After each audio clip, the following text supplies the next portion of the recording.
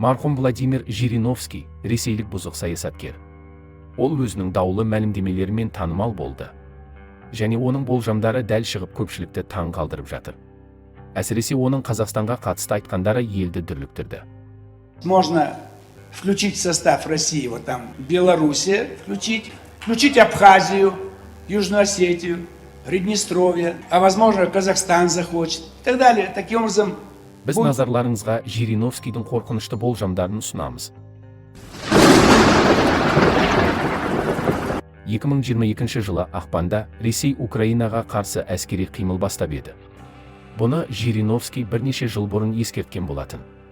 Егер біздің айтқанға көнбесеңіздер, 2022 жылы 22 ақпанда таңғы 4-те не болатынын көресіздер деген тұғын. Расында да Ресей Украинаға 24 ақпанда басып кірді. 2024 жылы Украина деген мемлекет болмайды. Бәрі оны ұмытады. Өйткені таяу шығыста соғыс болып, босқындар Украинаға қашып келеді. Украина оларды игере алмай қалады, деді Жириновский. 2024 жылы таяу шығыста жағдай қатты ушығады. Иран елінің қатысуымен 3-ші дүниежүзілік соғыс басталады. Израиль мен Иран қақтығысып қалады. Сол кезде Израильге ақш көмекке келеді. ақш Иранға қарсы тек ракеталар емес, локалды ядролық қару қолданады, деді саясаткер. Бұл жерде Жириновский Иран елі оңай шағылатын жаңғақ емес екенін түсіндірді. Иран алпауыт мемлекет болғасын, онымен соғыс ұзаққа созылып, ауқымы кең болады. Жириновский Еуропада энергия бағасының бұрын соңды болмаған қымбаттайтынын да болжай алды. Сіз газға 1000 еуро төлейсіз, мен сізге уәде беремін. Ал сізде ондай ақша жоқ, демек сіз суықтан қатып қаласыз, деді саясаткер 2006 жылы батысқа сілтеме жасай отырып. 2022 жылы Ресей Украинаға басып кірген соң Еуропа Ресейден арзан газ алуды тоқтатты, кейбір елдер қысқартты. Осының салдарынан Еуропа газды басқа жақтан алуға мәжбүр болып, оған пәленбай ақша төлеп қатты қиналды. Осылайша былтыр Еуропалық одақтағы газ бағасы тарихи ең жоғары деңгейге жетті. Владимир Жириновский Қазақстандағы қаңтар оқиғасын ақш ұйымдастырды деп есептейді. Америкалықтарға Қазақстана бүлік шығару тиімді болды. Ресейдің орталық Азиядағы одақтастарының бірін нокаутқа түсіріп, онда Армения немесе Молдовадағыдай бейтарап режим орнатуға тырысты. Осылайша олар Қазақстанды Ресейден бөліп тастап, Ресейді оқшауламақ болды, деп жазды Жириновский Telegram арнасында. 2024 жылы Ресейде кезекті президент сайлауы өтуі мүмкін. Биліктегі команда өз орнын сақтау үшін не істейді? Ол үшін олар мемлекетті жаңадан трансформациялайды. Осылайша жаңа мемлекет пайда болады. Жаңа конституциясымен бұл мемлекет Ресей конфедерациясы деп аталады. Бұл конфедерация құрамындағы мемлекеттерге барынша еркіндік береді.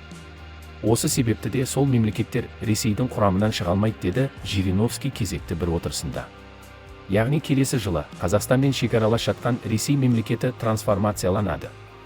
Қағаз жүзінде жаңа мемлекет пайда болғанмен іс жүзінде сол баяғы Ресей Федерациясы, осы арқылы Ресей құрамындағы азаттыққа ұмтылғысы келген Шешенстан, Дағыстан, Татарстан, Башқұртстан секілді ірі мемлекеттердің күресін тоқтатады. Біз Қытаймен бірге боламыз, өйткені ол біздің көршіміз.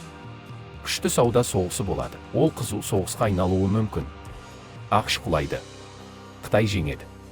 Біз Еуропаның ең ірі мемлекеті болып қала береміз, деді Жириновский бір сұхбатында. Ол Американың қашан жойылатынын да айтып кетті. Трамп Американы ұлы ет ұранын алып тастап, оны Американы құтқару деген сөзбен ауыстырды.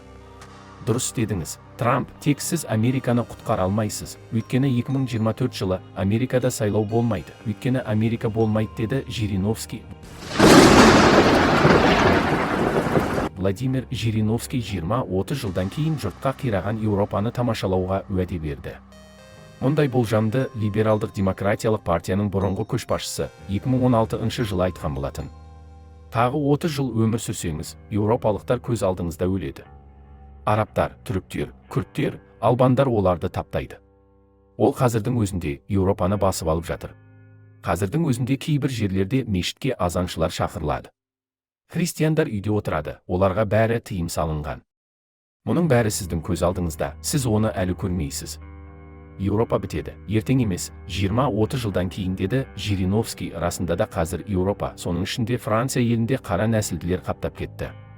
Мысалы, Франция футбол құрамасын алып қарасақ, мұнда нағыз француздар емес, көбіне Африка құрлығынан келгендер ойнап жатыр. Міне, құрметті көрермендер, Жириновский батыл мәлімдемелерімен елді әбден дүрліктірген еді. Ол Ресейдің ең мықты қайраткері болды. 2022 жылдың ақпан айында Жириновский Мәскеуде тәж-тажал жұқтырып алып, ауыр жағдайда ауруханаға жатқызылды. Сол жылы 6 сәуірде Жириновский ұзаққа созылған науқастан 75 жасында қайтыс болды. Алдағы уақытта біз Жириновскийдің қорқынышты болжамдарын тағы да назарларыңызға ұсынатын боламыз. Каналымызға тіркеліп, Жириновский туралы ойларыңызды комментарийге жаза кетіңізші.